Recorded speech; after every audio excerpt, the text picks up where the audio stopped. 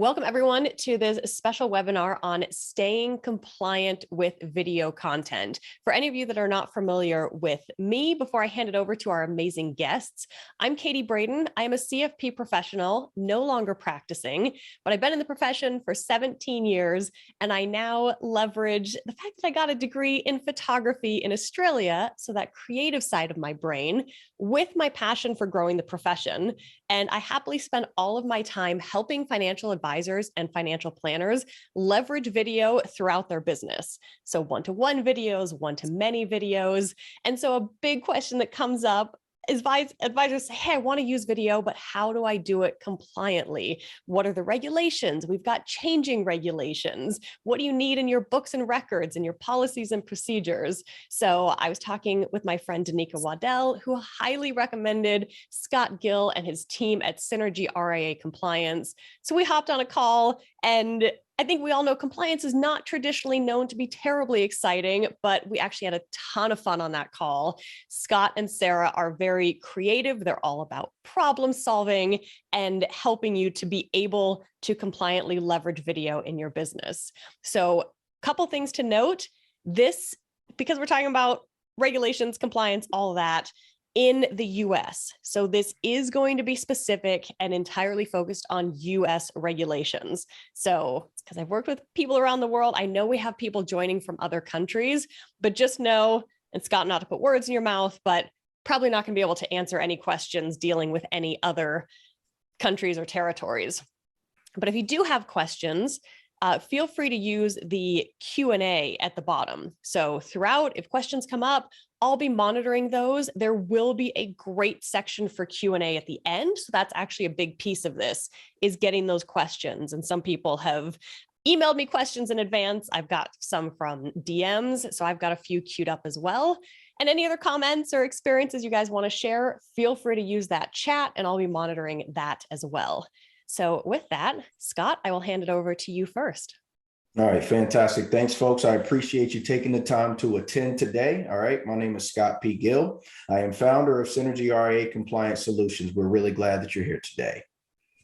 And I'm Sarah Dietz. I'm an IACCP and Senior Compliance Consultant with Synergy. We are so excited to spend some time talking about staying compliant with video content. We live in an age of social media, and video is everywhere. For many people, it is their preferred method by which they receive their content and information. In a perfect world, we would be the beneficiaries of a specific set of regulatory guidelines that are designed to put a more modern contextual spin on existing marketing and advertising regulations.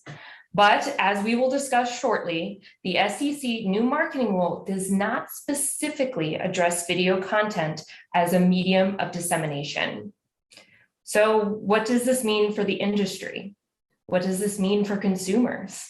And what does this mean for your firm as we dive into leveraging video as a method by which you will reach new prospects, communicate with your existing clients?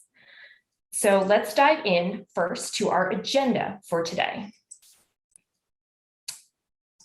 We'll start by looking at the historical context of SEC Rule 206-4-1. That will give us a solid background for our conversation today. Then we want to transition to the new marketing rule. I know everyone is intrigued about the ability to leverage testimonials and what that may mean for the growth of their business. We feel that video content is going to play a key role in the regulatory evaluation of testimonial use. We will talk a bit about how regulators may be preparing to adjust their examination practices and document requests in order to gauge advisor policies and procedures in this area.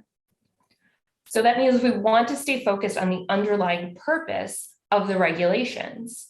Compliance rules can quickly become mundane, and we will lose focus of the relevance for the industry as a whole.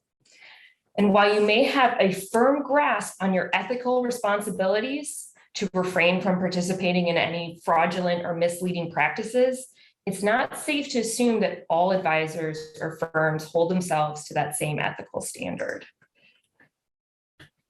Next, we want to look at how these principles apply to video content specifically. I know that's what you're all here for. As we discussed during the introduction a moment ago, it's next to impossible to find clear regulatory guidance on exactly what you can and can't do from a video perspective. Therefore, we want to spend some time addressing how to properly navigate these gray areas. A firm's policies and procedures are the backbone of your entire compliance program.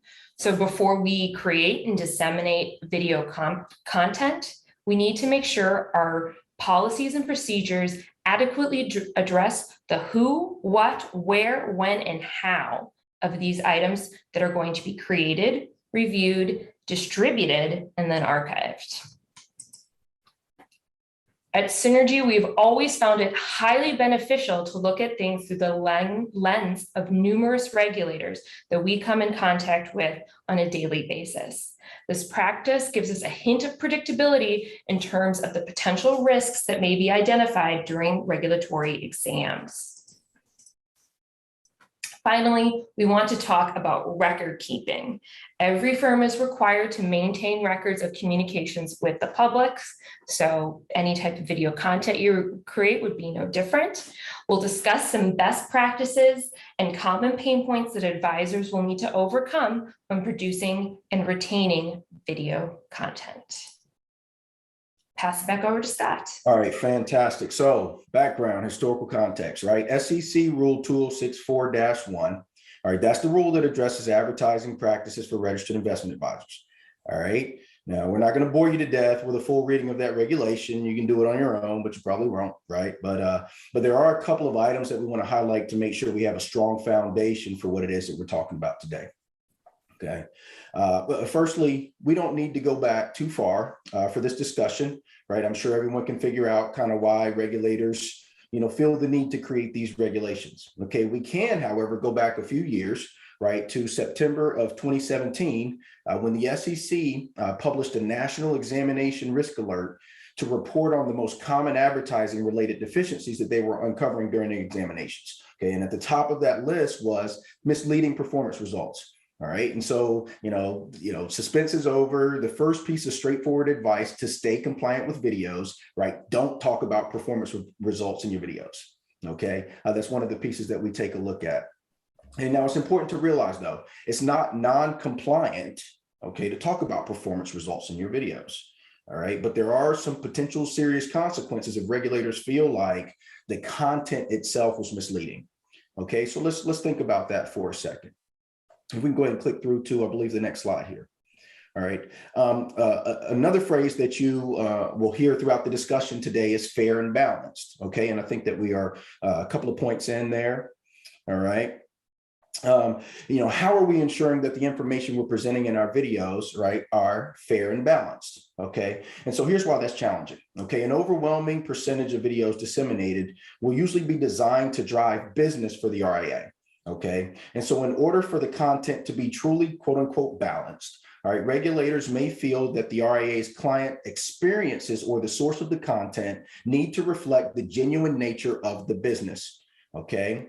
And so, at the end of the day, advisors usually aren't going to create videos to share negative client experiences, right? That doesn't make any sense, right? But as a result, what that means is regulators have open rein to say, hey, listen, this advisor is misleading the public into thinking that all the experiences and the results are positive, right? When that's not likely to be the case 100% of the time. Okay. And so when firms advertise performance, okay, that same principle applies, right?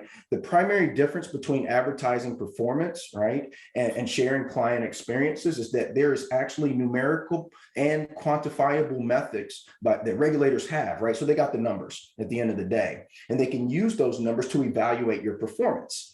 So think about it. It's more difficult for the regulators to prove negative client experiences, right? Especially if the advisor's not under examination, right? There aren't any client complaints, right? And we don't have any documented evidence of negative client experiences, but regulators can always pull your numbers and take a look at your performance. And so that's a big piece of the puzzle in terms of why that's there. Okay, and so on slide 5, what we're going to talk about now is in the same publication from 2017, the regulators cited the use of testimonials as a common deficiency. All right, and they indicated that, they had observed that advisors had published statements of clients attesting to their services or otherwise endorsing the advisor, right? And at the time, that was a prohibited practice.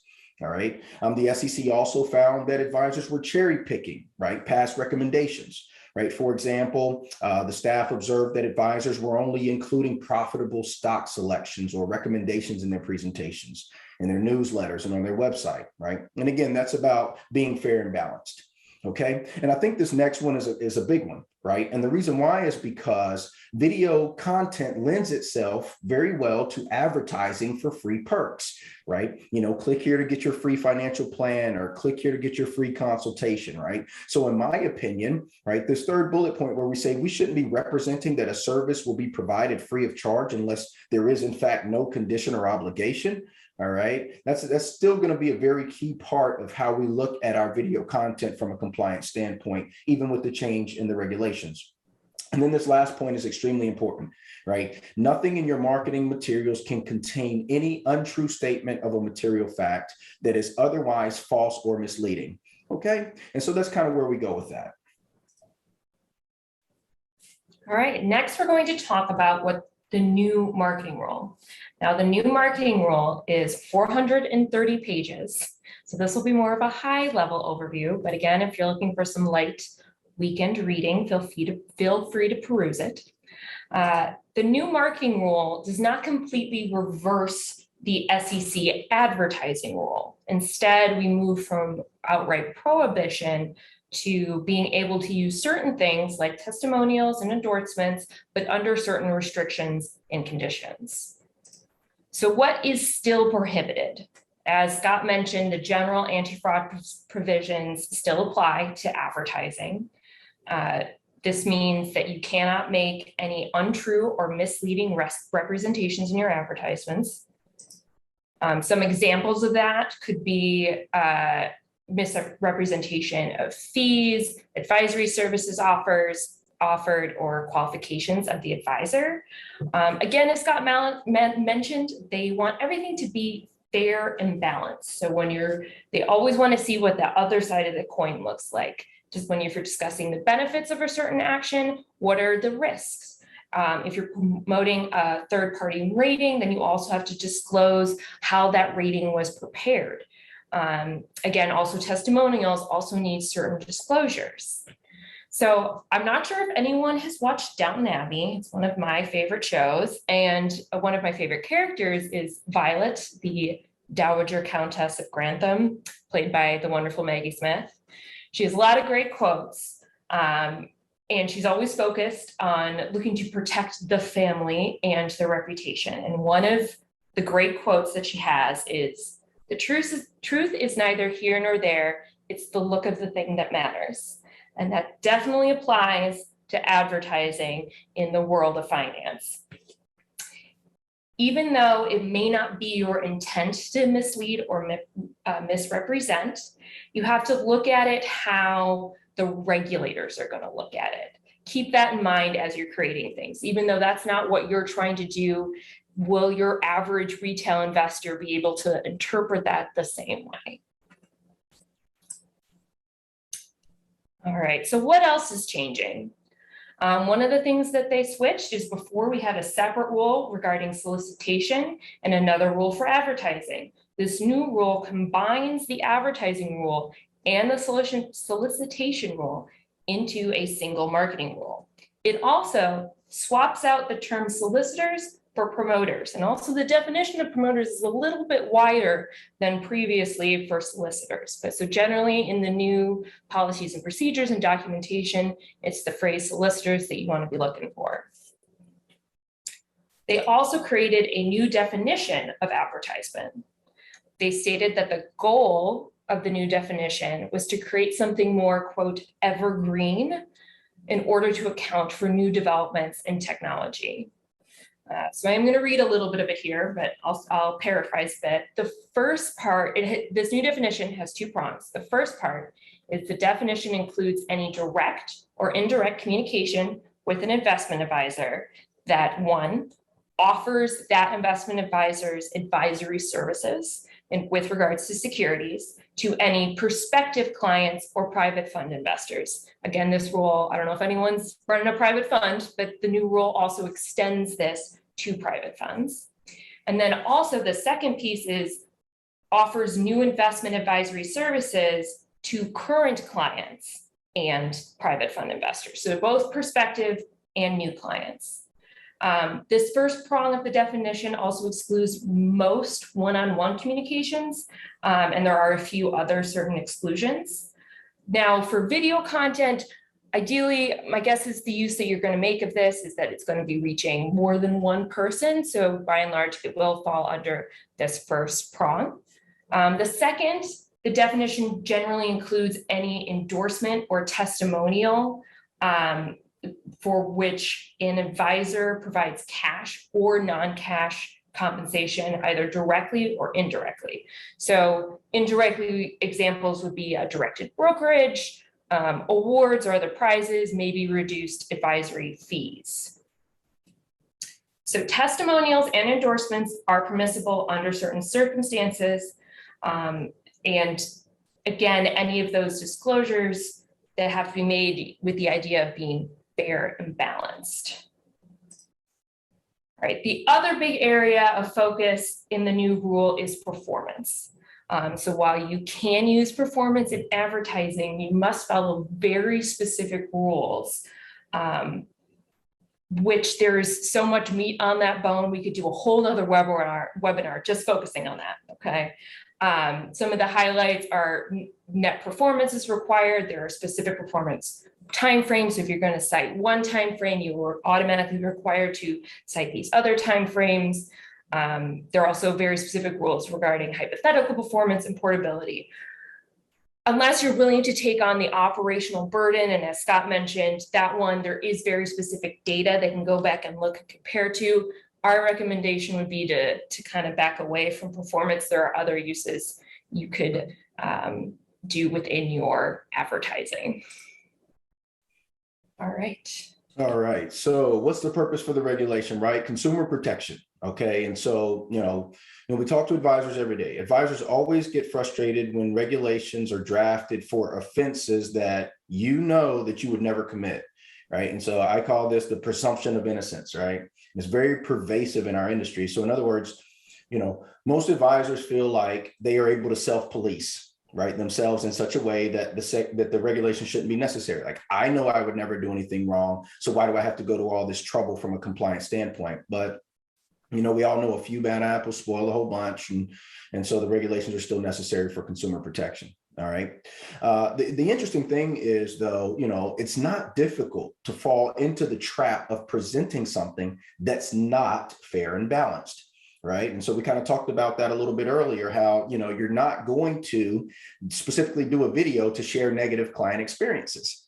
All right. And so it's really easy to look back over your content and over the course of, 2 or 3 years, see that everything that you put out there was about how great the firm was. And that opens up the firm to some risk. Okay. And we'll talk to you about kind of some mitigation strategies to make sure that we're staying compliant.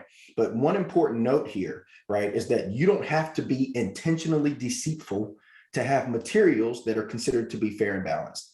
Right. And so that's a very important piece to consider. In terms of avoiding materially misleading content, right, this one's tough, right? And the reason why is because what constitutes materially misleading is, for the most part, based on the view of the regulator that's reviewing the content, right? So one regulator may say, oh, no, that's okay. Another regulator might say, no, that's materially misleading. So it's important to note that the text of the regulations, right, that text is changing, but the purpose of the regulation is not changing. Okay, at this point, we want to make sure that we drive this home, right? Even though regulators will now begin allowing testimonials, the anti-fraud provisions of the Investment Advisors Act of 1940 will still apply. Okay, so just very important to know that. All right, so meat and potatoes, right? Let's start discussing what makes video content unique from other methods of dissemination. All right. And so first, let's compare video content to blogs. All right. So blogs are obviously written, right? And when we sit down and we write things, we have the time to research and review and revise our written content, all right? Blogs create an easily tracked paper trail, right? And because you can maintain all of those versions and revisions, right? And then, of course, most importantly, you can access a Word document or PDF of the final copy before it actually goes out. All right. And so from there, you can log the date, the author, the title of the blog, the date of the review. You can document who reviewed the materials. All right. And so blogs, in my opinion, are the easiest method of dissemination to track for compliance purposes. All right. It's also easy to place disclaimers and disclosures at the bottom of the page for your blogs. All right. And so the question is, how do we make video more like blogs? Okay. And my answer is scripts and transcripts, right? So if the video is short enough that you can write a script, you can keep the script in your books and records just like you would keep a blog, right? If the video is too long to write a script, then what we want to do is invest in a video system that will allow you to transcribe the content, and you can keep that file in the same way that you would keep the text of a blog, okay? All right, so when we compare video and podcasts, right? So on the opposite end of the spectrum is podcasts, right? So blogs, really straightforward. Podcasts, a little bit more challenging, right? Why are podcasts more challenging? Well, there's a couple of reasons. For one, the file size, right? The file size makes it challenging and sometimes expensive to create storage solutions for the entire episode with a podcast, right? And then also podcasts are inherently designed to have guest appearances, right? So many times the advisor will be a guest on the podcast of another industry professional, all right? And if the purpose is to post the content on the website of the other industry professional, then the advisor has lost control over the timing and the location and the methods of dissemination, all right? And so for this, we advise firms to ask the podcast host to provide the MP3 or the MP4 file to the advisor prior to dissemination. So if nothing else, it allows the advisor the opportunity to review and request changes if necessary, right? And then one final point, also because podcasts are usually so long, advanced scripting is usually not as feasible. So in other words, it's harder to maintain written records of that piece of communication, all right? So how does video content compare to websites, right? And I think that websites in general are pretty straightforward. Since they've become a staple of the industry, everyone has a website. There are tons of archiving solutions for maintaining versions of websites. Additionally, since the content for the website has to be created, it's a lot like a blog in terms of having the chance to pull snapshots and make revisions and really reviewing what's being pushed out before it goes live. Then we want to talk a little bit about extemporaneous content, all right? This concept was discussed in the new advertising rule, all right? The word extemporaneous means without planning, okay? And it's considered a synonym for the word impromptu, all right? And so fortunately, the new marketing rule seeks to exclude extemporaneous content from the final definition of advertisement, all right? And this, more than any other provision, is an opportunity for advisors that like to create quote unquote freestyle videos. All right. So you can go ahead and do that now. Right? However, you have to remember that the anti-fraud provisions of the act still apply. All right. And finally, right, social media posts. And this one's still in the gray area because one could argue that, you know, a random tweet should be covered by extemporaneous content and therefore excluded from the definition of advertising. Right. But I honestly don't know how an advisor would prove that a tweet was not prepared content if a regulator asked them to do so. Right. So what do you do ultimately to leverage video compliantly? All right. So I say use a combination of best practices for these other mediums of content marketing to create a reasonable process for your firm. In other words, maintain scripts and evidence of pre-review of the content when possible, as if the video was a blog. If the video is long, then be prepared for the storage of large files and exercise whatever control you can over publishing, just like a podcast. And if you're asked a random question while someone is recording, understand that you can answer that question and it's not considered advertising. But if you later post that content to your own website, then it could be considered advertising by nature of entanglement. All right.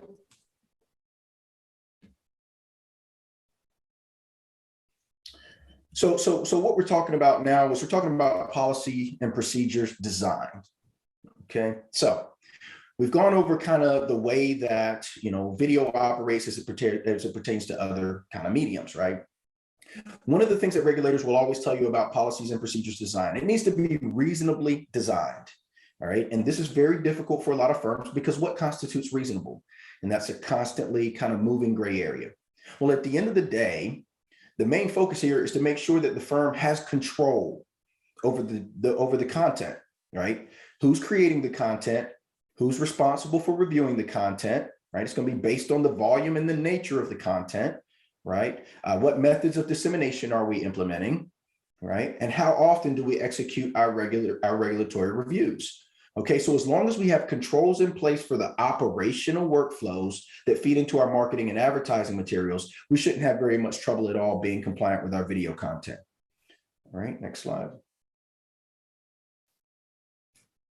Okay, so there are a couple of regulatory viewpoints, just a couple of things that we want to keep in mind as we move forward here, right? The placement of your disclaimers, right? Traditionally, it has been acceptable for advisors to put their disclaimers down kind of at the bottom of their pages and at the end of blogs and other pieces of advertisement, right? Just remember that if you plan to leverage testimonials, particularly in your video content, your disclaimers have to be prominently displayed. Okay, so you can't take the disclaimer and bury it at the bottom of a page where it's not physically visible as it pertains to your video, right? They have to be what's considered to be prominently displayed disclaimers. All right. Also note that, you know, when regulators come in and they're taking a look at your marketing and advertising practices, they're going to be looking at the intent, right? Like, what were you trying to communicate? All right. And this goes back to, I think, one of the earlier points that we were making, where firms are like, hey, I'm not doing anything wrong. Okay, I can understand that. But at the end of the day, regulators are going to take a broad look at your marketing practices and say, what does this communicate to the average investor? Right. And that's going to be a huge part in their determination in terms of whether or not your information was fair and balanced, or if anything in your marketing materials constitutes something that might be considered materially misleading. All right. And then we also want to make sure that we're aware of the nature of the content. I'm going to talk about this for a second. All right. So one of the things that we see, for instance, is case studies, right? And that's a really, really great way to communicate the way that your services are offered and the way that you run your business, a case study. However, okay, if you are going to present a case study, then the material that lies within that case study needs to in some way be related to your business. Okay. And so what we don't want to do is we don't want for our average client's AUM size to be $2.5 million. And we're creating case studies for clients with $30 and $40 million portfolios. You know, that's materially misleading in some ways because it makes the average consumer think, right, that the $30 or $40 million client is the size of the client that you have. Right. And so the nature of the content, right, can really come to play in terms of the facts and circumstances there. Okay. And then we're going back and talking about performance advertising. We're not going to beat that one. We're not going to beat that dead horse, but just know that that's kind of the core of what this new regulation addresses. Right. And there's so many different ways that regulators can say that we either fail to have adequate disclaimers or fail to make material disclaimers, right, or disclose material conflicts of interest that we may have had in the way that we presented our performance. Okay, we'll keep that in mind. All right, so now we're going to talk about record keeping. First up is archiving and retention requirements. As with all materials that fall under the books and records requirement of the SEC or other regulators, they must be maintained and preserved in an easily accessible place for no less than 5 years from the end of the fiscal year during which it was last used. So if you want to be safe, just say 6 years. What I will say about this, you know, these days, that doesn't seem like too hard of a thing. Everything can be up in the cloud, etc. But what I will caution is when you're relying on a third-party platform to host and maintain your records, say you post it to YouTube or Vimeo or one of the other video platforms, how long are they obligated to keep up your video and keep it accessible? Links break, things change, get moved around, switched on servers. Someone could lose access to the account. If you're a small firm and the person you hired to do this changes jobs, you can't get a hold of it. I just would suggest that either you maintain a copy internally if you're only producing a few things a month. That could be as simple as having a file saved on a drive somewhere. Or if you're doing a lot of content, there are systems out there if you're willing to invest some money in some technology. Global Relay, I think, has a solution as well as Smarsh, but there are definitely video archiving solutions available if you wanted that. The next is, how are you going to keep track of all these materials? And the answer to that is a log. Now, this log doesn't have to be anything super complicated. Granted, if you are going the right route of a technology solution, that might be able to produce the log automatically for you. However, but if you want something more simple, it can literally just be a spreadsheet where you're keeping track of a few things. There's a few dates, the dates that it was created, the date that it was reviewed, the date it was published or disseminated, whatever way the content got out there. What type of content is it? In this case, where I was talking about video, but blogs, podcasts, etc. Who reviewed it? Did they approve or deny? And what comments did they have? And then I would suggest adding a source link or just the location of where that is saved for the future. This will be great if you ever are examined. You can be like, yep, here we go. This is everything we've had in this time frame for the exam. And this gives you evidence of ongoing reviews, something that a regulator is definitely going to look for if and when you are ever in an exam. Scott did talk already about your updating policies and procedures. So again, that's another piece of books and records. As you update, you have to maintain the different versions of your policies and procedures. So just make sure you have language in there that outlines your approval process, who's authorized, etc., maybe what's allowed or not allowed in marketing content. Another piece to be aware of is, do you have sources for any statistical claims that you make or advisor ratings that you advertise? If you open up your video and you slap up a sticker saying best firm in the universe, how did they come up with that? What was the basis for that rating? Did your mom tell you that in the kitchen? Or is it a rating that was done by a firm who evaluated 100 in your region, etc.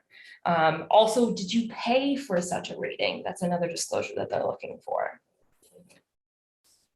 And lastly, again, not trying to cheat this one, but performance advertising. If you do choose to advertise performance, remember that under the books and records requirement, not only must you maintain the advertisement, but you must maintain all account information, internal working papers, or any other records that were necessary to calculate the performance or rate of return referenced in the advertisement. And they have to be saved for the same amount of time as the advertisement itself. All right, yeah. So anything else that's coming in that you use to make that determination is something that could be requested in an exam. Absolutely. Yeah. So you really do 10x your paperwork and your record keeping requirements just by deciding to advertise your performance. So yeah, fantastic. Well, good deal. Thank you so much, Sarah. I'm really excited here. This is my favorite point. Let's open up for some questions. Folks, feel free to ask any questions that you have about marketing and advertising, compliance, policies and procedures, the evolving landscape of social media compliance. Let's let her rip. I have a few people that emailed me questions in advance, and this was actually all kicked off from a discussion within my video creation masterclass community. So everyone was like, how do I do this compliantly? So that initial question was around, and Kevin is sort of building on it here, when you're sending those one-to-one videos. So I do this a lot, and I'm a big proponent of, hey, just quickly send a video to clients and respond to something. how does that fit in books and records and policies and procedures? Because I always tell people it's kind of like leaving a voicemail. Yeah, in a lot of ways, it really is, right? So one of the things that you want to be cognizant of is, first of all, it's probably a good idea to adopt a practice where you do not provide any material, non-public information to clients via video content. Okay, so if you are going to send a client a quick video, hey, nice talking to you, thank you so much, that's great, but let's not send a client in a video saying, hey, we made XYZ trade in account number 1234556. All right, that could be seen as a cybersecurity concern, right, and a violation of client privacy under Regulation SP. Now, the other piece, though, right, so the video service providers that you use, right, they may have some encryption tools that you can ask them about. And if you can, establish that the video service provider that you're using is allowing you to send things encrypted, all right, then that first concern is no longer nearly as urgent, right? So there's a couple of pieces of your policies and procedures that you want to think about. Regulation SP, which is client privacy, and cybersecurity, right, which is our second kind of piece. And so every firm is supposed to be keeping at least a cybersecurity and third-party vendor due diligence file. And in that vendor due diligence file, we are maintaining copies of privacy policies and data security policies and anything's relevant to how we are leveraging that vendor in a secure manner as it pertains to our client's data. All right. So as long as whatever video service provider you're using, you have run your due diligence on them, you can usually reach out to them and get a copy of the term and conditions of your engagement with them, copies of any privacy policies that they have, copy of their data security policy and their data retention policy, going back to what Sarah was saying, right? If you are depending on, which we do not encourage, but it happens every day, if you're depending on Loom to keep your videos for you as a part of your books and records, you need to know exactly how to get those videos and how long they're being maintained. Then you're pretty much in a good position to go ahead and start communicating with your clients. The third piece, though, that we also want to talk about, right, is books and records in general. Okay, so one place that we have not seen regulators draw a distinction in the voicemail analogy is in the area of video.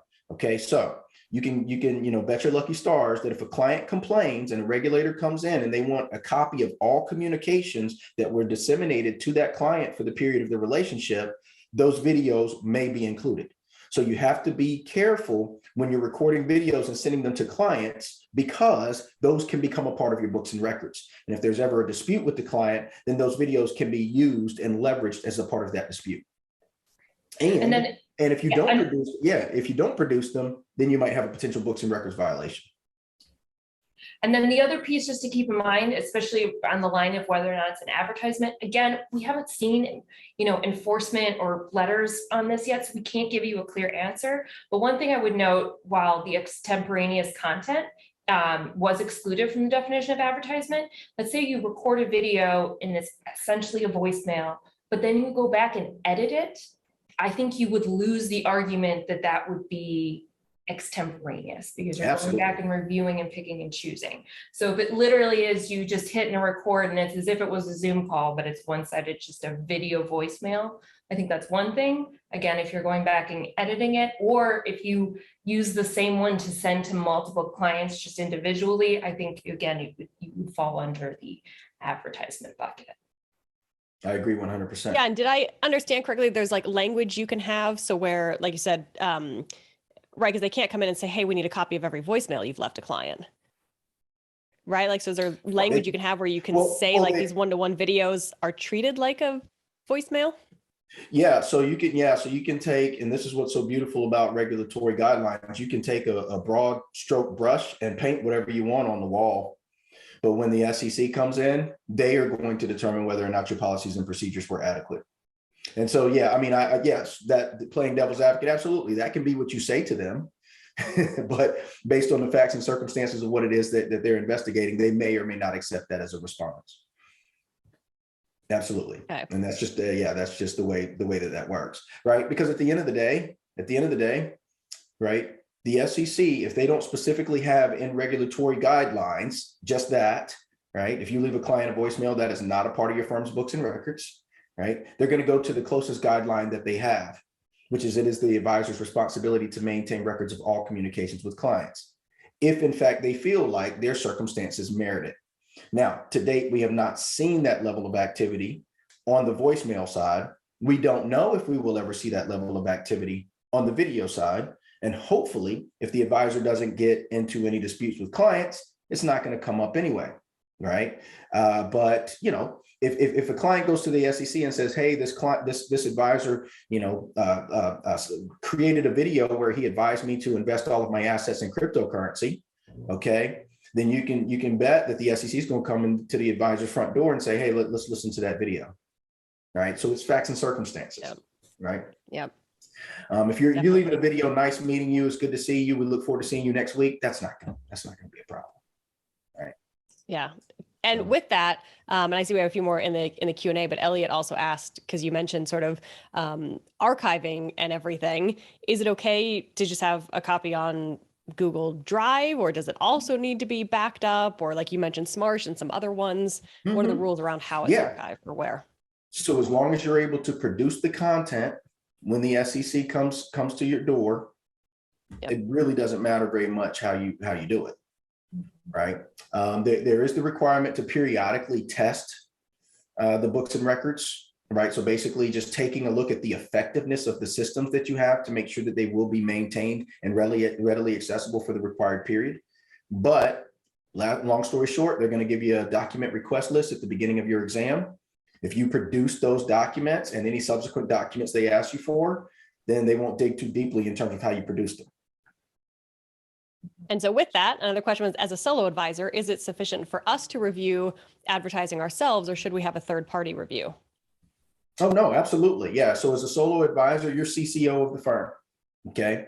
And you have all the rights as CCO to review, pre-review, and post-review your video content. You just keep your log, you keep your own log. Here's the title of the video, the date we put it out, the methods of dissemination, you know, any other relevant facts. Here's a script of the video if you have a script. Here's where we maintain the files and the records, and then you produce it. There's no reason to hire a third party just to do your marketing and advertising reviews as a solo advisor. Yep. Yep. And then a question on, you know, are there video platforms you recommend? That can be a really broad question. I'm not sure who asked it, but, you know, we could talk offline. We're talking about like YouTube versus Vimeo. But Scott, because you mentioned sort of having all of like the vendor due diligence and having their privacy policies. So there are platforms that I love and recommend in my video masterclass for different purposes. And I have actually reached out to all of them, and I have invited all of them on webinars or to do even a 10-minute, overview of their security policies. And they have all declined, which I have thought has been interesting. And I have read through all of their policies and their data policies and gone down a rabbit hole. So I will just note that to say that's interesting, but that also goes into, even if they say they're encrypted or anything, me personally, and I'm obviously not the compliance person, so disclaimer there, but just don't put anything in these videos that has any personal identifying information ever, right? Like just play it safe. Play it safe. Absolutely. I agree with you 100%.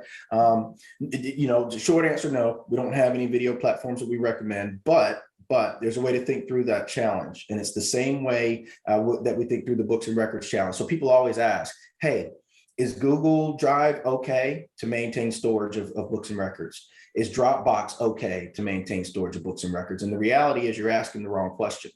The question is, why is Google Drive okay to maintain books and records? And so regulators, there's a reason that they never rubber stamp systems. And the reason why is because they want the CCO to understand the regulations and then be able to clearly communicate why this platform is compliant, right? So that's why they won't come out and say Facebook is non-compliant. They won't come out and say, Loom or Vimeo is non-compliant.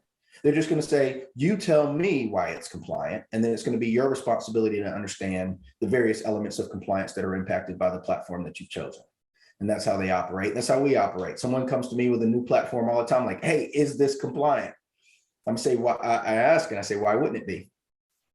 Right. And then we start talking about some of the elements we just discussed. Okay, according to regulation, SP and client privacy, according to cybersecurity, right? What's the encryption of this? How do you plan to use it?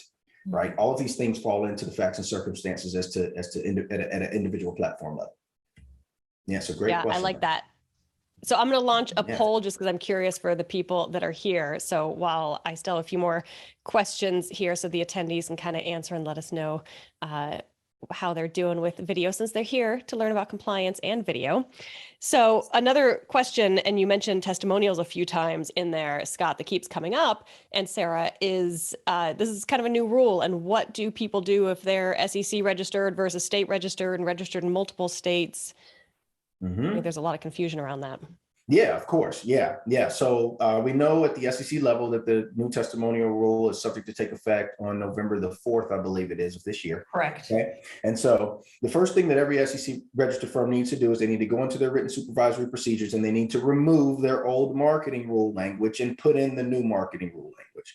Okay. And so that's just something that, wholesale that folks need to do. Now, that's whether or not, in my opinion, that's whether or not you are going to be adopting testimonials, because there are other elements of the rule that are changing, right? And Sarah was talking about some of those elements earlier. So to encompass the changes, we just need to update our written supervisory procedures. That's the first thing. At the SEC level, the second thing firms need to do is decide whether or not they want to leverage testimonials as a part of their business. Okay, if you decide to leverage testimonials as a part of your business, then there are some ADV updates, most specifically ADV Part 1, Item 5L, I think is what they called it, where there's a series of questions that you need to answer about your marketing and advertising practices. Okay, so you need to make sure that that gets done. Then on the third piece is firms need to make sure that they have their disclaimers ready to go and in place. Okay, and when I say their disclaimers, there are certain things that those disclaimers must maintain. All right, so you have to disclose whether or not, for instance, you were paid or you paid someone for a testimonial. Okay, so if you paid someone a $25 gift card, right, for them to give a review on your services, that needs to be disclosed, okay, in the disclaimers of the testimonials, which again are prominently displayed. Also, any material conflicts of interest. I love Sarah's example earlier. If your mom gave you this testimonial, that could be considered a material, a fact that needs to be disclosed. Okay, and then from there, everything else applies, right? You're reviewing the materials, you're determining if they're fair and balanced, or if there's anything materially misleading. You're logging the materials, you're making sure your disclaimers are adequately placed. And for all intents and purposes at the SEC level, that's the extent of what we understand that can be done. Now, at the state level, you've got a unique challenge. Some states may or may not adopt the new testimonial rule. Okay, next year, this year, some are ready to adopt the same day as the SEC. So you have to reach out to your state and have that conversation if you want to use testimonials. Now, we have reached out to a couple of states, right? And of course, nothing in this is construed as specific compliance advice, right? No one on this particular call is a Synergy RA compliance client. So you may hear something different if you reach out to your regulator. However, we got some indication from the state of California that they are likely to adopt the SEC's rule, and we got some indication from the state of Washington that they are not making any changes at this time. We've reached out to a variety of other states, and we just continue the conversation as we go, and advisors are advised to reach out to their local jurisdiction if they want to know exactly how to implement those testimonials. Mm-hmm. One other thing, quick note for the SEC registered advisors. Now, so the enforcement date for the new rule, or you have to be in compliance with, is November 4th. Though technically, if you're ready to go and are ready in full compliance ahead of that, you can do so. It is as of May of last year. I just think a lot of people, I mean, I'm sure there are a few firms who are ready to be first off the block, but also know that if you're the first off the block, you're probably going to be the first one getting the SEC's attention. So just throwing that out there. Awesome. Definitely. So I'll leave the poll open for just one more second. And Carlton actually, I think, was reading my mind here. So he asks, how are likes on videos and comments kept compliant? Is it best to just turn off comments? And what would prevent an advisor from paying for likes? And before you answer that, I'll say the next thing I had on my list that's come up lately is actually around TikTok, because that's kind of been blowing up. And now we've got FinTalk and, people out there giving terrible advice that aren't registered. But that got me thinking about, again, all those comments and everything. Mm-hmm. Yeah. So in the Godly, I can't remember when it was, but I think it was maybe a 2016, 2017 SEC commentary. They said that the use of the like feature may, right, your favorite word, may constitute that of a testimonial based on how the advisor basically uses it. Right. And so, again, this was the SEC's attempt to not comment on specific platforms, but to leave the door open for facts and circumstances in their regulations. Right. And so there is no question as to whether or not clicking the word like is or is not compliant, or allowing people to click like is or is not compliant. The question is, what does your firm's policies and procedures say, right, that address that in a way that's reasonable as it pertains to the regulations. Right. So if you look in a vast majority of written supervisory procedures, right, you look at the larger firms, they will instruct their advisors to go ahead and just disable the recommendations portions of LinkedIn, right? Why? Because it's easier, right? It's easier than looking at each individual time that there's a recommendation to determine if it's balanced and to determine if there's anything that could be considered as materially misleading. As the firms get smaller and smaller and you start to get to the single advisor firms, you start to see folks build in more leeway. Why? Because if you're the only advisor of the firm and you're also CCO, you can self-police. And so that makes it a little bit easier. What we do know is that independent third-party sites, Yelp, Google reviews, right? Traditionally, and even under the old rule, they were not considered to be testimonials as long as the advisor was unable to alter or remove any content from that website. So that's an independent third-party website. In other words, if you have a Yelp page and someone comes in off the street and says that's the greatest advisor in the world, you didn't have anything to do with that. That someone came in off the street. It was not unsolicited from you. At the same token, someone comes in and says, stay away from this advisor. He's crazy, or she's crazy. All right. You leave that out there too. Right. And so you've got a positive review and a negative review. Okay. No violation. However, if you take that positive review and you post it on your website with no mention of the negative review, now you have taken action as the advisor that no longer made that an independent third-party testimonial. I personally look at likes the same way. So if you put something on the internet, somebody likes it, you can't stop someone from what they're saying on the internet, right? But if you take a post that has 10,000 likes and you put it on a medium, a controlled, a method of dissemination that you control, like at the bottom of a blog or on your own website, now you have entangled yourself with that content. And so that's the concept of entanglement, right? It's when you're taking something from another website or something that, maybe another advisor put out, and you're reusing and you're repurposing that content in a way that makes it as if you disseminated it, right? And so, long story short, as long as the advisor isn't making a concerted effort to point to likes as a way of kind of creating, like going back a couple of slides, what is the intent? Are we intending to communicate that we're, awesome, right, by nature of XYZ action? And so I've always been a fan to say, listen, if you put something on the internet, you put something on Facebook and somebody likes it, that's great. They liked it. Just don't take that and repurpose it for something else unless you're set up to leverage it and call it a testimonial, right? So that's how we look at it. And that sounds like it gets into the fair and balanced that you mentioned a few times. Yeah, exactly. Yeah, exactly. That's awesome. Absolutely. So let me show the poll here. And I kind of like this. We've got, I'm going to say almost half and half. Thankfully, compliance is not what's stopping most people. So that's a good thing. So taking that out, we are half and half between those that are using video. I just want to make sure they're doing it compliantly. So fantastic. And hopefully this webinar was helpful in the opportunity to ask questions. And then the other half, not surprisingly, since this is what I see every day, just not knowing where to start and fear that it won't be good enough. So hopefully that gives you some comfort that you're not alone in not knowing where to start and fear that it won't be good enough.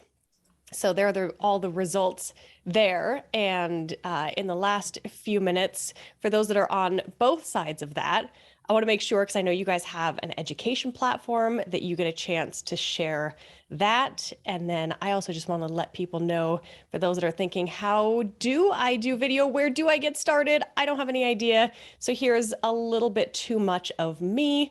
Apologies for that. But I mentioned in the beginning, and I mentioned a few times, I run a video creation masterclass specifically for people in financial advice and financial planning. As a CFP professional, I understand your business and what you do and how to get that word out to clients. So it's a 3-month masterclass where the entire first month focuses just on how to get comfortable and confident, because that is the biggest part, right? Where do you start? And fear it won't be good enough. So how do you get that foundation? And then the second month dives into those technical bits, so the lighting and the audio and your background and your framing and a little bit of editing. And then the third month, we look at, okay, keep building on those skills, because each week you're going to do a 1 to 2 minute video, building that consistency, building that habit. And then we'll look at that content. And this is a big piece of where compliance comes in, is how do you stay compliant with your content? How do you make sure you're building all that out? So I'll send a follow-up, whether you're watching this live or on the recording, link to here. If you're thinking, all right, this is going to be the year I can do video, I now know that I can do it compliantly. Regulations are not stopping me. So that's just at innovatingadvice.com. And then Scott and Sarah, you guys are building out a great education platform. We've gotten a lot of questions. I know there are a lot of solo RIAs on here that are like, okay, how can I get this information and make sure that I'm doing this all correctly? Would you like to share more about that or your overall services? Yeah, absolutely. So right now we're at www.synergyriacompliance.com. Okay, that's where you can find a description of our services. We will be rolling out a Synergy Compliance education platform that we think is going to be a fantastic opportunity for advisors to participate in events such as this, get webinars, content, a weekly compliance Q&A with our consultants so that we can sit down and talk about what issues are actually impacting you from a compliance perspective. So once again, www.synergyriacompliance.com. And yeah, we'd love to hear from you at any time. Yeah, and that'll be going out. I'll link to that in the follow-up email as well. So again, whether you're attending live or on the recording, you will get that. And I just want to thank everybody for your questions coming in and for your participation throughout. And I'd say keep going, keep creating that content, whether it is video, blogs, podcasts. You all have so much great information to get out there to clients to help them during these challenging times and during all times. Scott and Sarah, thank you so much for being here. This is wonderful. Thank you. Thank you, Katie. Thank you for having us.